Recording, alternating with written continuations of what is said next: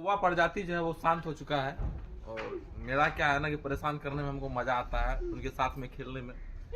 ठीक है, आज पहली बार टेस्ट किया था मैंने, ऐसे रेंडमली आवाज निकालना स्टार्ट किया तो वो बहुत सारे कौवा आ गए थे। अभी देख सकते हो आप, आसमान को दिखाओ एक बार, अभी कितना खाली है। और हमारे गोदाम में कबूतर भी है, दिखाओ इधर कबूतर को, ये मेरा गोदाम है, यहाँ पे कबूतर है, ये सब भी परेशान है।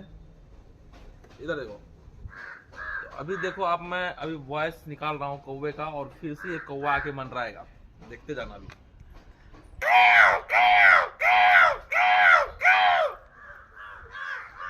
ये देखो, देख लिया गाइस, तो ये है, आ जाएगा कमाल। अभी देखो,